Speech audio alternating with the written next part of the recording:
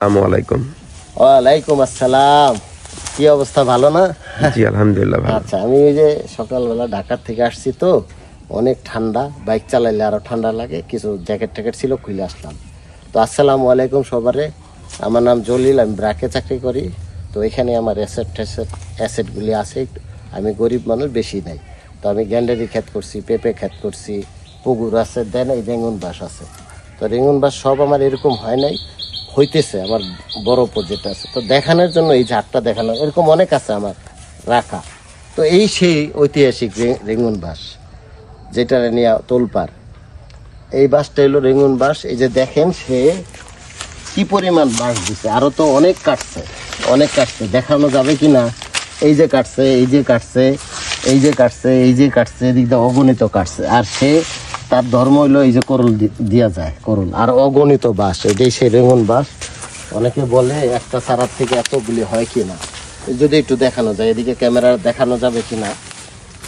এখন দেখেন এই বাসটা, দেখেন সুই ঢুকানোর জায়গা নাই, সুই ঢুকানোর এদিক, এই সুই ঢুকানোর জায়গা নাই। আমার হাতে কি মেকআপ হয় কিনা, এদিকটা যদি আসে, এদিকটা আরো হবে ইনশাল্লাহ। এই যে করল, করল, এই যে করল, অগণিত করল দিচ্ছে, ওর ধর্মই করল দিবে, ঠিক আছে। এই যে কিছু করল হয়তো পরিচর্যার কারণে মারা গেছে।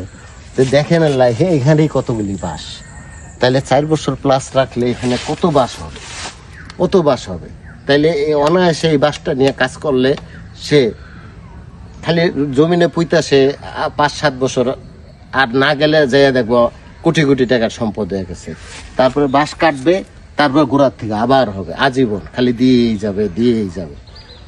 তো 1 বিঘা জমিনেতে যদি কেউ করে অনায়াসে, অনায়াসে সে 80 থেকে 1 কোটি টাকা পাবে, কিন্তু পাবে আরো বেশি, পাবে অনেক বেশি। কিন্তু আমি বললাম অর্ধেক। এটা যদি কেউ আমার সাথে কথা বলে, ক্যালকুলেশন করে আমি বুঝাই দেবো। আর অনেক কাটছে, এরকম তো অনেক কাটছে, শতে শতে কাইটা নিছে, তারপরে এই অবস্থা। আর এই রেঙ্গুন বাসের গুণাবলী এলাকা যদি মাথা পর্যন্ত দেখানো যায়, একদম সোজা, সে কই উঠছে, একদম পুরো এটা উঠানো যাবে কিনা আমি জানি না। তো ধন্যবাদ, সবাই ভালো থাকবেন। আসসালামু আলাইকুম।